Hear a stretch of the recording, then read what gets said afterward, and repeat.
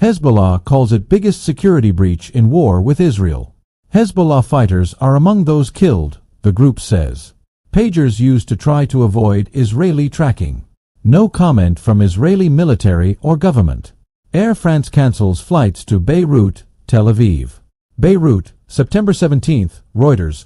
Militant group Hezbollah promised to retaliate against Israel after accusing it of detonating pagers across Lebanon on Tuesday, killing 9 people and wounding nearly 3,000 others who included fighters and Iran's envoy to Beirut. Lebanese Information Minister Ziad Makari condemned the late afternoon detonation of the pagers, handheld devices that Hezbollah and others in Lebanon used to send messages, as an Israeli aggression. Hezbollah said Israel would receive its fair punishment for the blasts. The Israeli military, which has been engaged in cross-border fighting with Iran-backed Hezbollah since the start of the Gaza war in October, declined to respond to questions about the detonations. The death toll rose from 8 to 9 on Tuesday night, while the number of injured remained at 2,750, Lebanon's health ministry said. Hezbollah confirmed in an earlier statement that the deaths included at least 2 of its fighters and a young girl. The pagers exploded in southern Lebanon, the southern suburbs of Beirut known as Dahia and the eastern Bekaa Valley, all Hezbollah strongholds. In one instance, closed-circuit surveillance video carried by regional broadcasters showed a person paying at a grocery store as what appeared to be a small handheld device placed next to the cashier exploded. A Hezbollah official, speaking on condition of anonymity, said the incident was the biggest security breach for the group in nearly a year of conflict with Israel.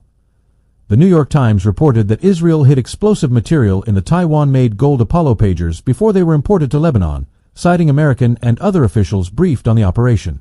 The material was implanted next to the battery with a switch that could be triggered remotely to detonate. The Palestinian militant group Hamas, which is waging war with Israel in Gaza, said the pager blasts were an escalation that will only lead Israel to failure and defeat.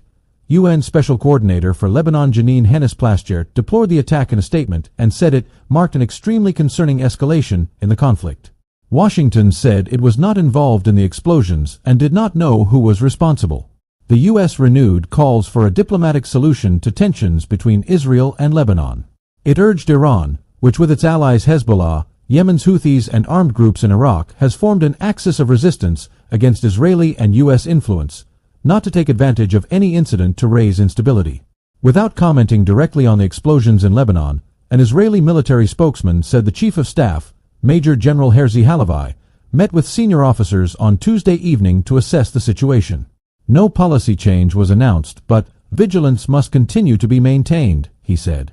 Hezbollah fighters have been using pagers as a low-tech means of communication in an attempt to evade Israeli location tracking, 2 sources familiar with the group's operations told Reuters this year.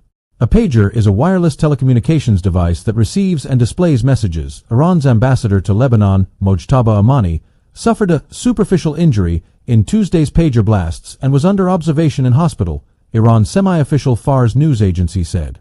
Reuters could not immediately confirm the report. The casualties included Hezbollah fighters who are the sons of top officials from the armed group, 2 security sources told Reuters. One of those killed was the son of a Hezbollah member of the Lebanese parliament, Ali Ammar, they said. This is not a security targeting of 1, 2, or 3 people. This is a targeting of an entire nation, senior Hezbollah official Hussein Khalil said while paying his condolences for Ammar's son. Air France announced late on Tuesday it was suspending flights connecting Paris with Beirut and Tel Aviv through Thursday due to security concerns. Earlier on Tuesday, Israel's domestic security agency said it had foiled a plot by Hezbollah to assassinate a former senior defense official in the coming days. Hezbollah has said it wants to avoid all-out conflict with Israel, but that only an end to the Gaza war will stop the cross-border clashes. Gaza ceasefire efforts remain deadlocked after months of talks mediated by Qatar, Egypt, and the United States.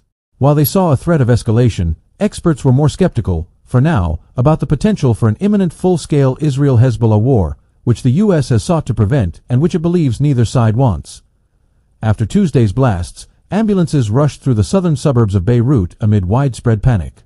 At Mount Lebanon Hospital outside Beirut, a Reuters reporter saw motorcycles rushing to the emergency room and people with bloodied hands screaming in pain. The head of the Nabati Public Hospital in the south of the country, Hassan Wazni, told Reuters that around 40 wounded people were being treated at his facility. The wounds included injuries to the face, eyes, and limbs.